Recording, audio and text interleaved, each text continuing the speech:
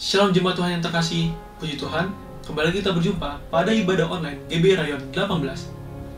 Kami ingin menyambut Bapak Ibu atau Saudara yang baru pertama kali hadir untuk bergabung bersama kami. Puji Tuhan, selamat datang di keluarga besar GB Rayon 18. Kiranya Bapak Ibu atau Saudara dapat terberkati melalui ibadah online hari ini dan kembali lagi bersama kami pada ibadah online minggu depan.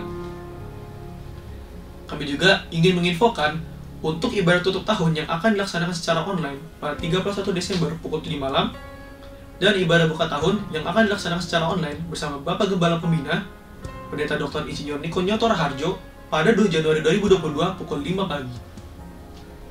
Kami juga rindu memberkati Bapak Ibu atau Saudara yang membutuhkan dukungan doa ataupun pelayanan jemaat. Bapak Ibu atau Saudara dapat menghubungi nomor hotline service GB Rayon 18 yang tertera pada layar. Kami juga ingin mengajak Bapak Ibu atau Saudara untuk memberkati pekerjaan Tuhan yang dapat ditransfer melalui scan QR Code ataupun nomor rekening yang tertera pada layar. Kami juga ingin mengajak Bapak Ibu atau Saudara untuk ikut doa pagi setiap Senin sampai Sabtu pada pukul 6 pagi yang diadakan online via Zoom dengan ID dan password yang tertera pada layar. Serta menara doa yang diadakan 24 jam secara online via Zoom dengan ID dan password yang tertera pada layar. Puji Tuhan, mari kita berdoa. Terima kasih ya Tuhan, hari ini kami bisa berkumpul bersama untuk memuji dan menyembah-Mu ya Tuhan. Terima kasih ya Bapa. Kami juga berdoa Tuhan untuk tangan-tangan yang memberi Tuhan. Biarlah persembahan ini bisa berkenan buat-Mu Tuhan dan bisa memperluas pekerjaan-Mu di bumi ini Tuhan. Terima kasih Bapa, dan sekarang kami akan memulai ibadah kami Tuhan. Dalam nama-Mu kami bisa berdoa dan mengucap syukur. Haleluya. Amin. Tuhan, selamat beribadah. Tuhan Yesus memberkati. Mazmur 91. Dalam lindungan Allah.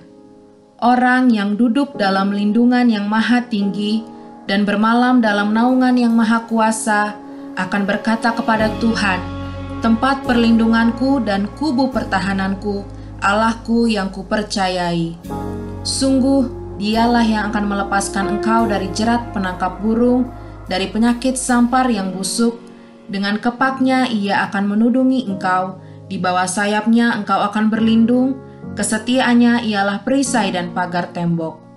Engkau tak usah takut terhadap kedahsyatan malam, terhadap panah yang terbang di waktu siang, terhadap penyakit sampar yang berjalan di dalam gelap, terhadap penyakit menular yang mengamuk di waktu petang. Walau 1.000 orang rebah di sisimu dan 10.000 di sebelah kananmu, tetapi itu tidak akan menimpamu. Engkau hanya menontonnya dengan matamu sendiri dan melihat pembalasan terhadap orang-orang fasik. Sebab Tuhan ialah tempat perlindunganmu, yang maha tinggi telah kau buat tempat perteduhanmu. Malapetaka tidak akan menimpa kamu, dan tulah tidak akan mendekat kepada kemahmu. Sebab malaikat-malaikatnya akan diperintahkannya kepadamu untuk menjaga engkau di segala jalanmu. Mereka akan menatang engkau di atas tangannya, supaya kakimu jangan terantuk kepada batu.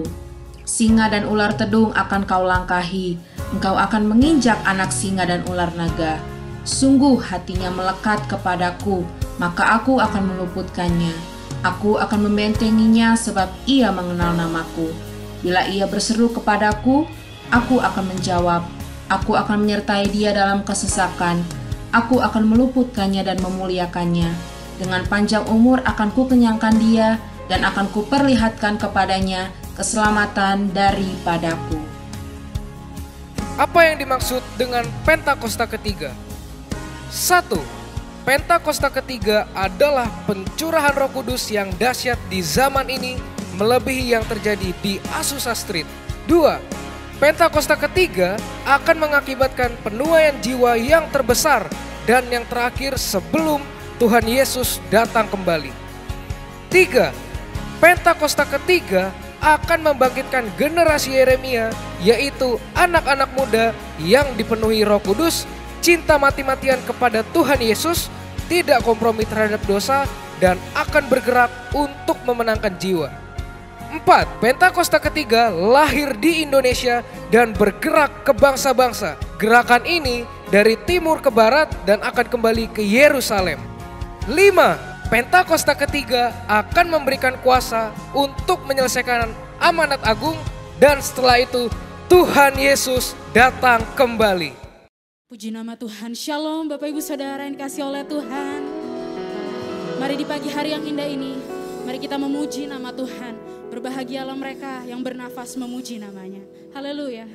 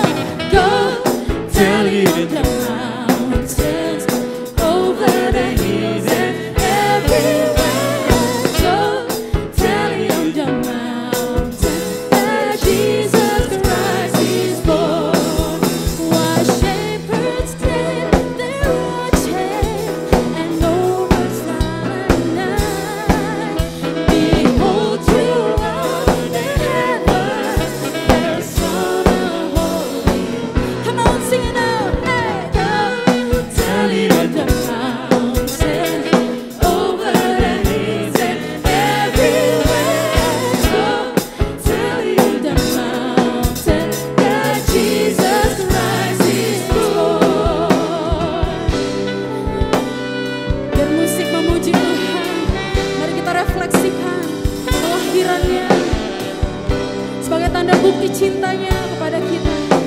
Haleluya. Mari sama-sama katakan, hai, siarkan di gunung, di bukit dan di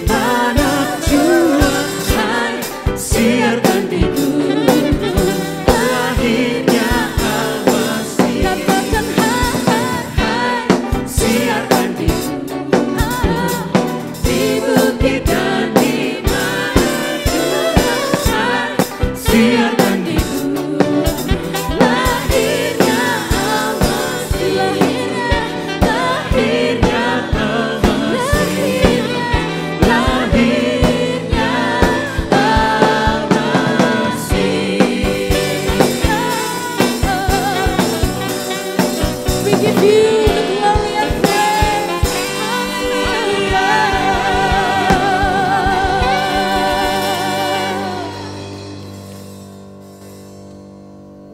Baik, puji Tuhan saudara, sama-sama saat ini kita akan masuk dalam menyembah Tuhan dalam kebenaran-Nya. Mari sama-sama kita siapkan hati kita. Kami mau sujud Tuhan dalam hadirat-Mu. Mari kita siapkan hati kita lagi-lagi saudara.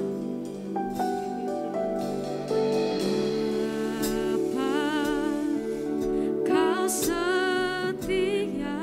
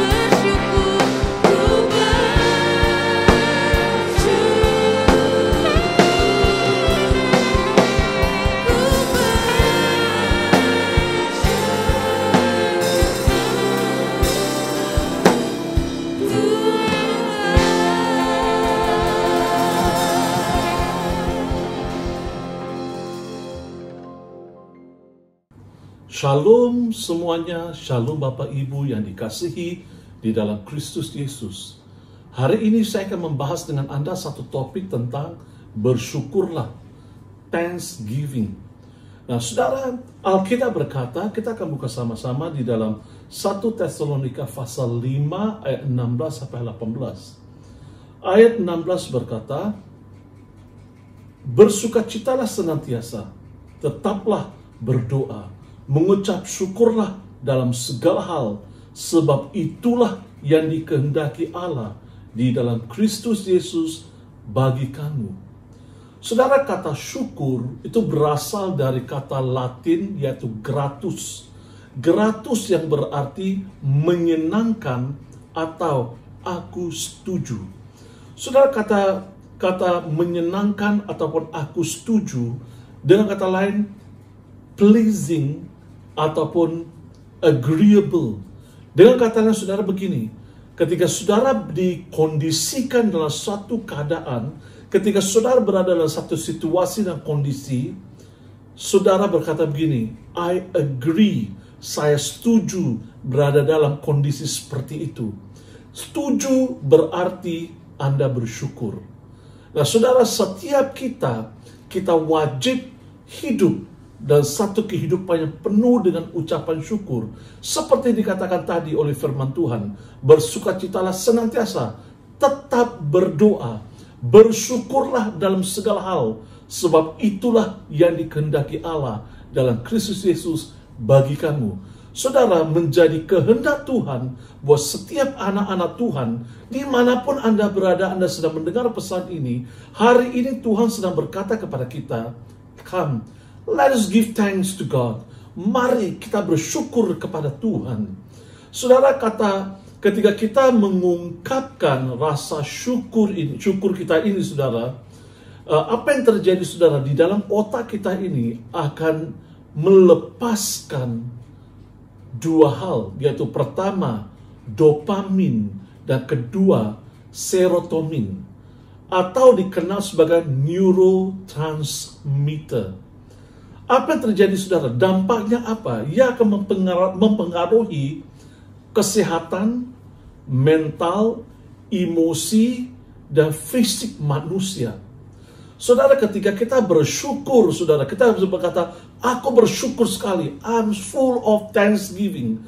Saudara, Anda berkata seperti itu, ada satu signal yang diantar saudara dari otak Anda, saudara, kepada otak Anda, dan itu akan sangat mempengaruhi kesehatan mental kita, emosi kita. Jadi emosi saudara tidak turun naik, tidak labil, saudara, tapi emosi Anda sangat stable. Kenapa? Karena Anda bersyukur. Saudara, mari setiap kita mau belajar untuk bersyukur kepada Tuhan. Apapun situasi Anda, apapun Anda sedang lewati hari-hari ini, saudara, mari kita bersyukur kepada Tuhan. Saya tahu, saudara, hari-hari ini itu tidak mudah. Apalagi di pandemik, saudara, hari-hari ini ada begitu banyak orang kehilangan bisnis, kehilangan pekerjaan, kehilangan segala sesuatu. Saudara, segala sesuatu yang kita mau itu tidak seperti kenyataan. Saudara, sekalipun ada begitu banyak hal tidak seperti kenyataan, mari setiap kita mau belajar bersyukur kepada Tuhan dalam segala hal, dalam segala situasi. Saudara, ketika kita mulai bersyukur kepada Tuhan dalam segala situasi dan kondisi dalam kehidupan kita, maka kita sedang berkata kepada iblis begini, Satan, you are defeated. Iblis, Anda dikalahkan. Saudara, salah satu cara kita bisa mengalahkan iblis, kita mau bersyukur kepada Tuhan dalam apapun situasi dan kondisi yang kita sedang hadapi hari-hari ini. Seperti saya katakan tadi, saudara, tidak mudah. Memang hari-hari ini tidak mudah, saudara. Tapi saudara, saya percaya dengan kekuatan dari Tuhan, setiap anak-anak Tuhan, dimanapun Anda berada, Anda bisa menjadi pemenang. Kalau Anda belajar untuk bersyukur kepada Tuhan. Saudara, bersyukur itu bukan hanya slogan ataupun lagu yang kita hafal. No, it's not that. Bersyukur itu jauh lebih daripada itu, saudara. Ya saudara, kita tidak cukup kita hanya nyanyi lagu-lagu yang bersifat syukur, saudara. Itu tidak cukup. Tapi mari kita menjalani kehidupan kita. Kita menjalani kehidupan sehari-hari kita setiap hari dengan ucapan syukur. Ketika kita bersyukur kepada Tuhan, kita melihat iblis akan terintimidasi, iblis akan dikalahkan. Dalam iblis akan dikalahkan. Apapun keadaanmu, kita belajar untuk bersyukur kepada Tuhan. Lord, I want to thank you. Whatever happens, I want to give thanks to you. Saudara, kita memiliki gaya hidup ucapan syukur dalam kehidupan setiap kita, saudara. Saudara, kita lihat begini. Apakah hati Anda penuh dengan ucapan syukur? Apakah apapun situasi yang Anda hadapi hari-hari ini, saudara? Mari kita belajar, kita berkata, Tuhan, aku pasrah, aku bersyukur karena aku ada seperti mana aku ada. Itu semua karena anugerah Tuhan. Kita mau bersyukur kepada Tuhan. Saya percaya kalau kita lakukan demikian, kita akan melihat terobosan demi terobosan akan kita alami dalam kehidupan kita sehari-hari. Saudara, kita akan lihat, saudara, beberapa tokoh di dalam Alkitab.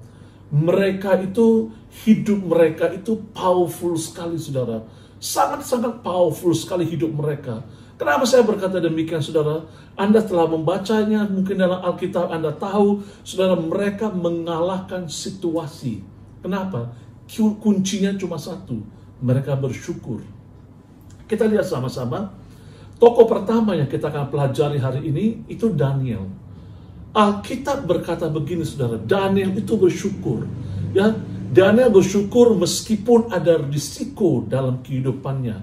Daniel itu dilahirkan dari keluarga yang cukup baik, tetapi saudara, apa yang terjadi?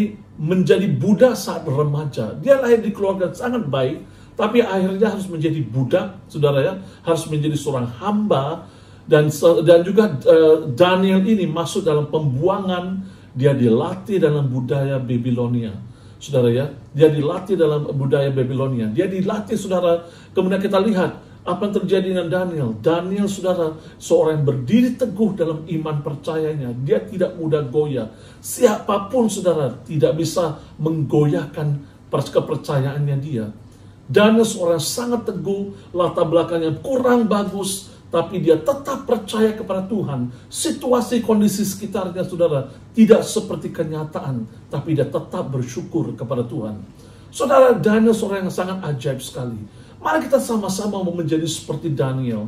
Saudara, waktu Daniel dibuang di gua singa, saudara, apa yang terjadi? Dia tidak kompromi dengan imannya, tapi dia bersyukur apapun situasinya. Karena dia bersyukur, saudara, singa tidak jadi makan dia, saudara. Jadi karena dia bersyukur, saudara, kita melihat ada begitu banyak singa-singa di luar sana hari ini, saudara, berusaha untuk memakan Anda, untuk melemahkan iman Anda. Tapi kalau saudara kita mempelajari dari kehidupan Daniel ini, saudara, seorang sangat-sangat powerful. Dia fokus kepada Tuhan. Dia tahu Tuhan pasti akan menolong dia. Nah, contoh kedua kita lihat, saudara, Yunus. Yunus, saudara, Yunus ini apa menjadi? Dia dalam perut ikan. Jadi Yunus ini masuk dalam perut ikan selama 3 hari. 3 hari dia ada dalam perut ikan. Kita akan baca sama-sama dalam Yunus pasal yang kedua. Kalau Anda punya Alkitab, Anda bisa buka sama-sama dengan saya dalam Yunus pasal yang kedua. Ya.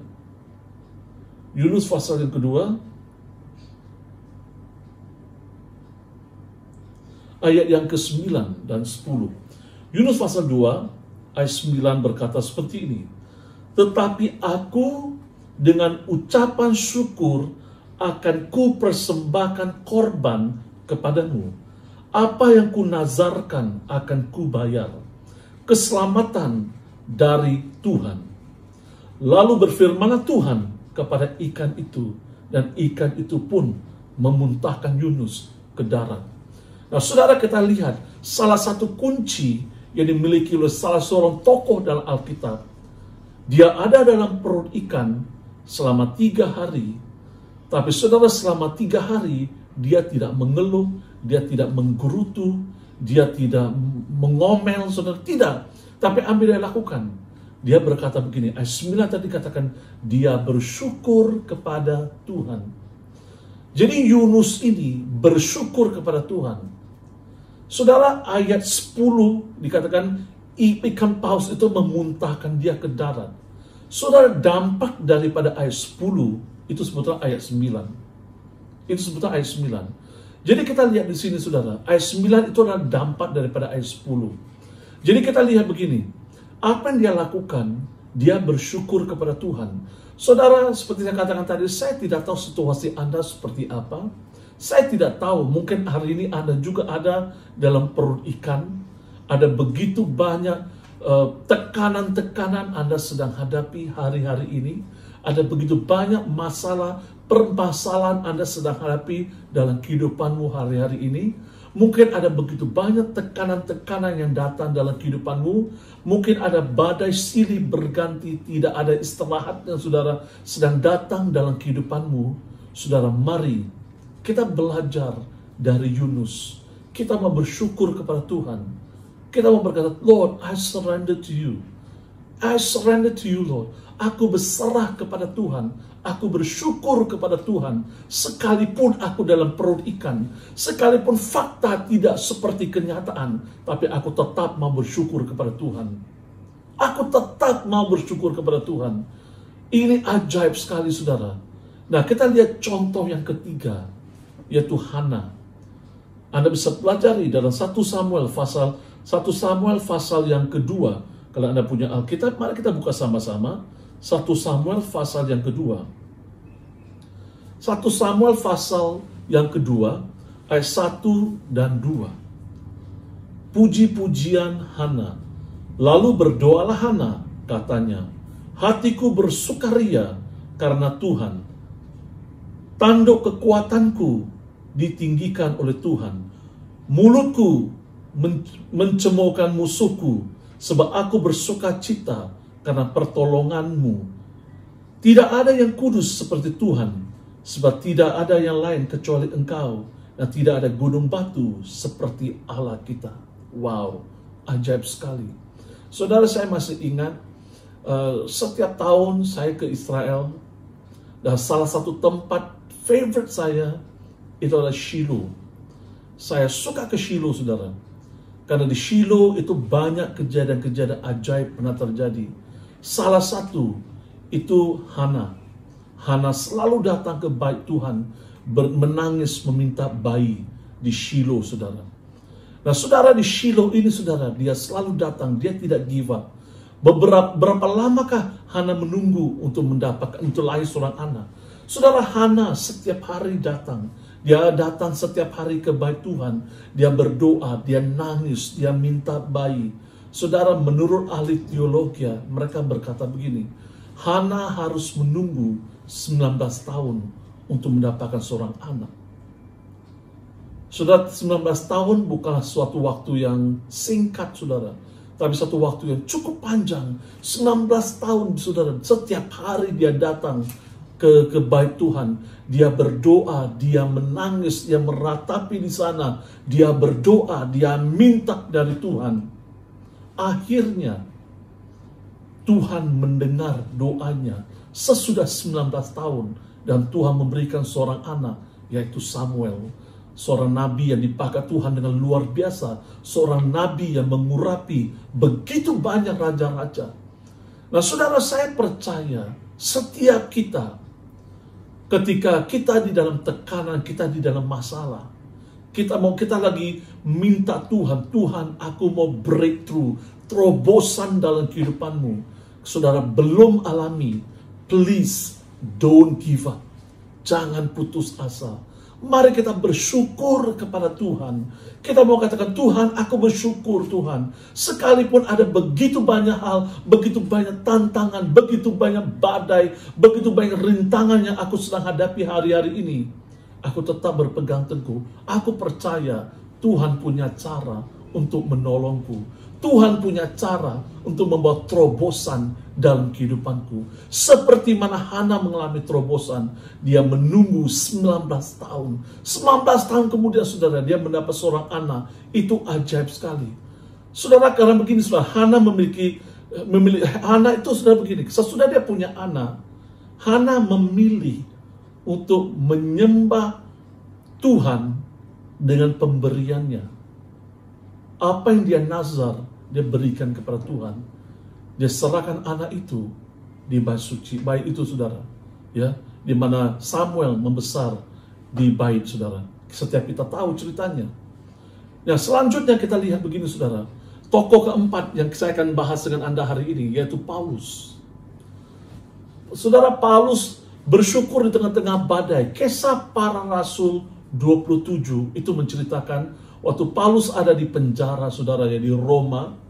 Saudara, waktu penjara Roma dan mereka dimasukkan di kapal mau membelayar ke tempat lain, saudara, diadili. Nah, apa yang terjadi, saudara? Paulus itu ada di tengah-tengah ombak yang sangat mengerikan. Saudara, saya masih ingat saya pernah ada di satu situasi seperti itu, tapi mungkin ini nggak ada apa-apanya dibanding dengan Paulus. Saya ada di situasi seperti itu, saudara. Saya dari satu daerah ke daerah lain mau melayani. Saya di dalam perahu, saudara, perahu yang kecil, saudara, ya. Ombak begitu kuat, saudara. Ombak begitu kuat sekali, saudara. Beberapa menit, saudara, ya. Beberapa menit begitu kuat sekali. Saya udah basah, udah segala macam, saudara, ya, karena udah mengerikan sekali. Tapi saudara tahu, Paulus ada di dalam perahu itu, dalam kapal itu, saudara, selama 14 malam. Selama 14 malam, dia berada di dalam kapal itu, saudara. Itu mengerikan sekali. 14 malam, itu dia ada dalam kapal yang diombang-ambingkan oleh arus yang sangat mengerikan. Yang paling ironis, paling mengerikan, saudara, itu begini. Selama 14 hari, mereka itu tidak makan, saudara. Mereka tidak makan.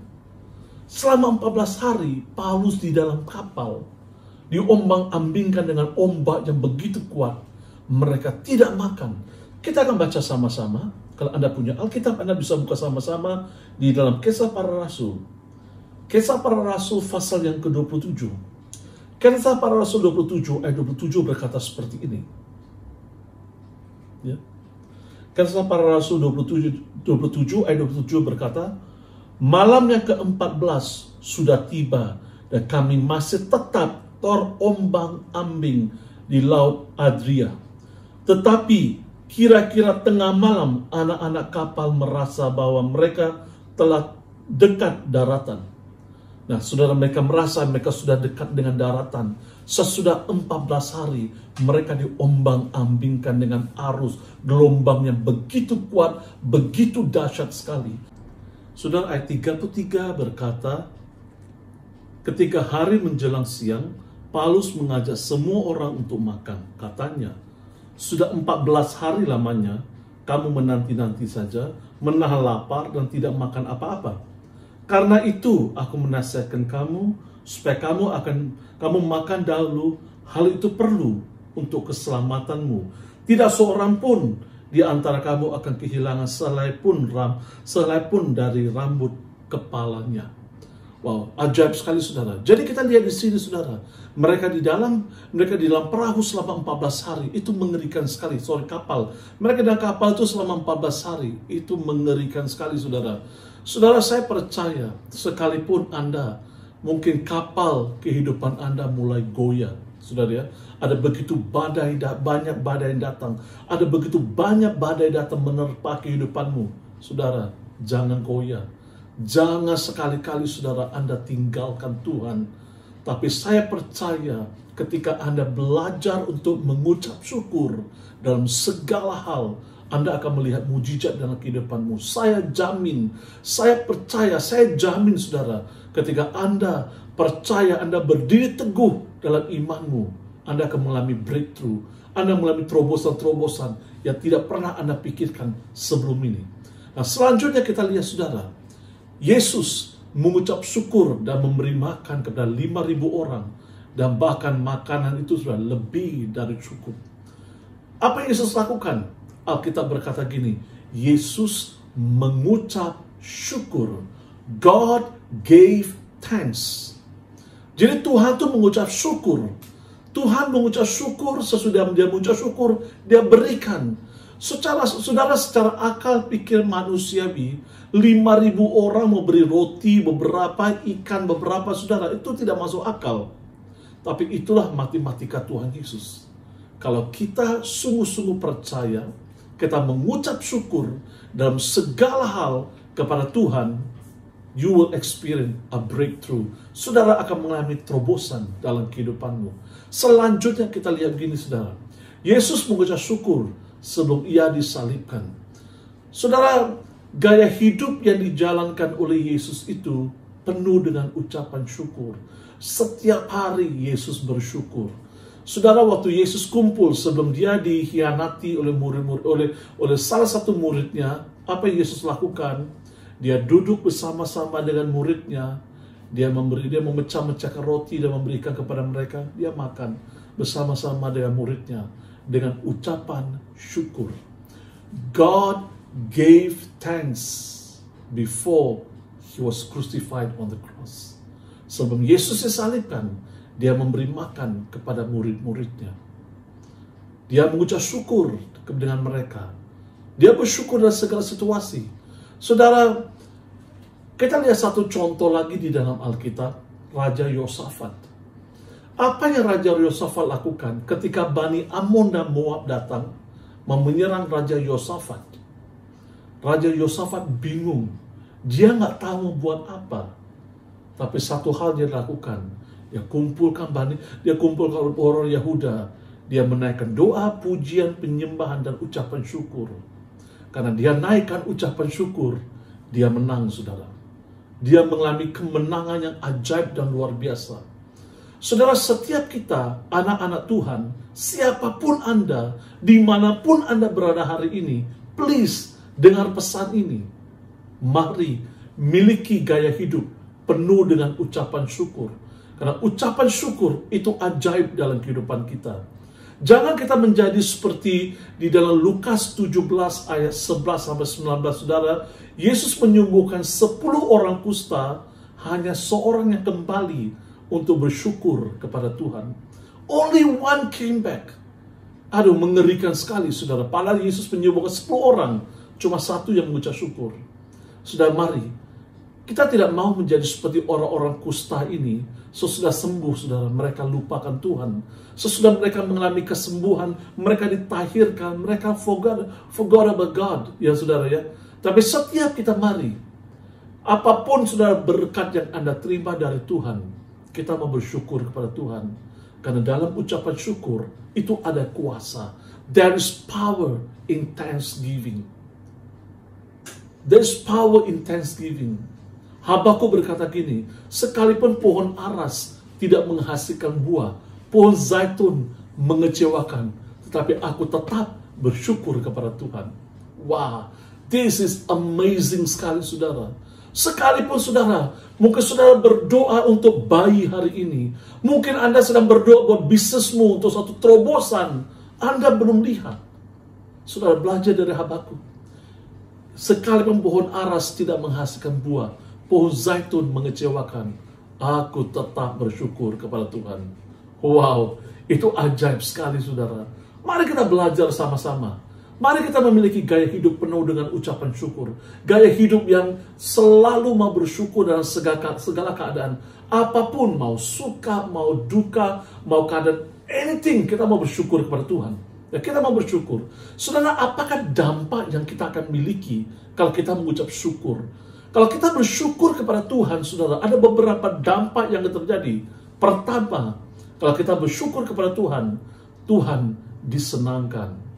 God will be pleased with you. Tuhan akan disenangkan karena kita belajar untuk bersyukur kepada Tuhan. Kedua, saudara, Anda sedang menghadirkan hadirat Tuhan dalam kehidupanmu. Saudara, ketika Anda bersyukur kepada Tuhan, Anda sedang menghadirkan hadirat Tuhan. Anda akan merasakan hadirat Tuhan ajaib sekali dalam kehidupanmu ketika Anda bersyukur kepada Tuhan. Saudara, mari bersyukur apapun situasi, kondisi yang Anda sedang hadapi hari-hari ini. Ketiga, ucapan syukur akan membuat kita melihat karya Tuhan dalam perspektif yang baru.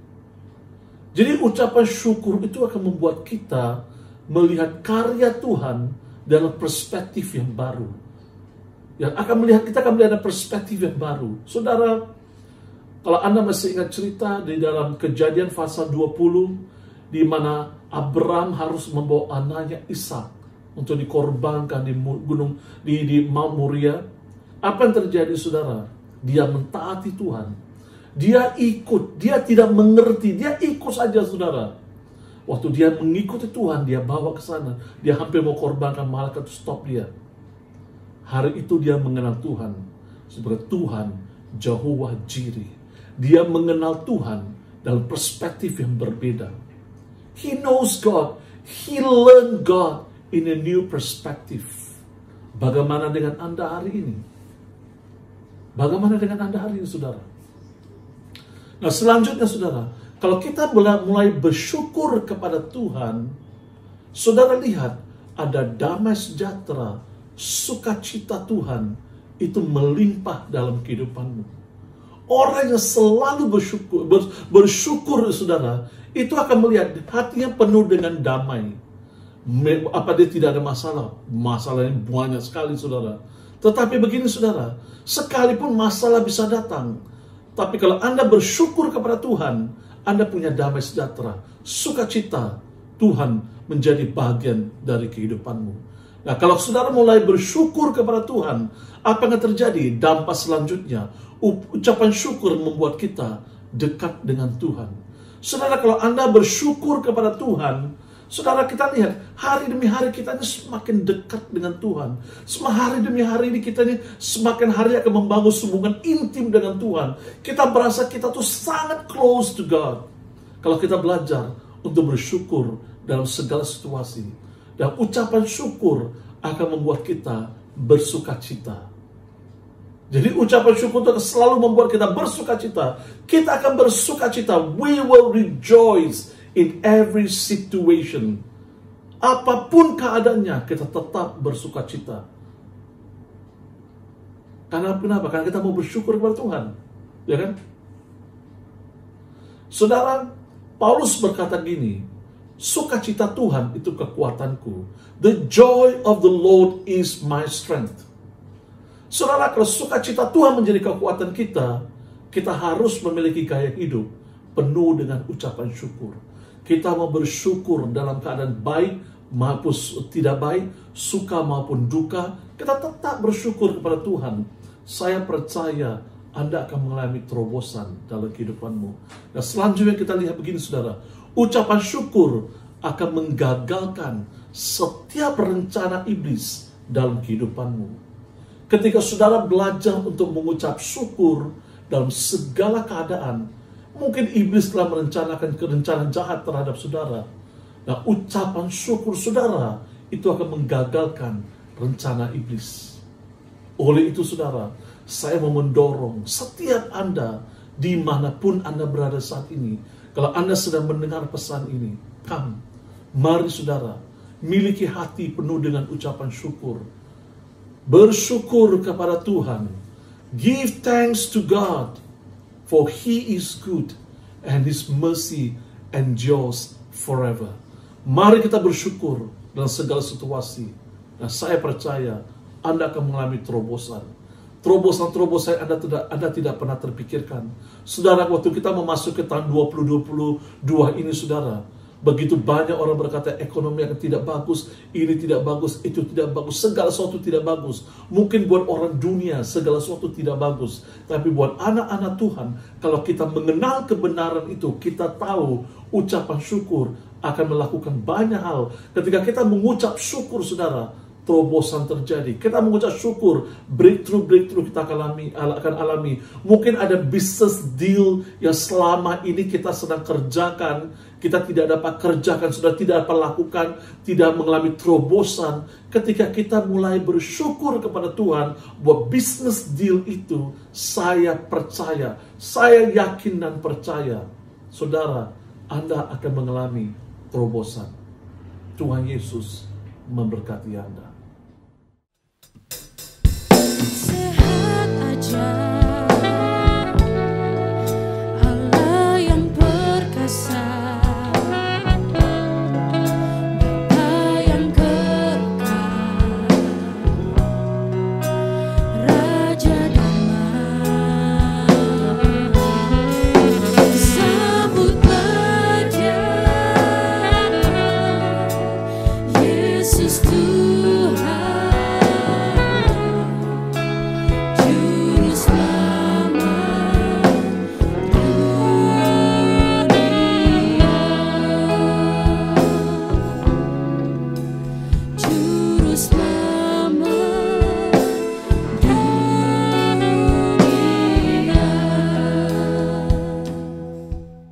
Mari buka hati, angkat kedua tanganmu, terimalah berkat-berkat surgawi. Berkat kasih karunia yang melimpah-limpah dari Allah Bapa, di dalam Anak yang tunggal, Yesus Kristus Tuhan, dan persekutuan yang manis dengan Allah Roh Kudus yang senantiasa memberkati, menyinari dan diperapkan wajahnya kepada engkau. Mulai saat ini sampai Maranatha, Tuhan Yesus datang yang kedua kali, menjemput kita di awan-awan yang permai, bahkan sampai selama-lamanya. Yang percaya dan sudah diberkati Tuhan, sama-sama kita katakan, amin. Tuhan Yesus memberkati.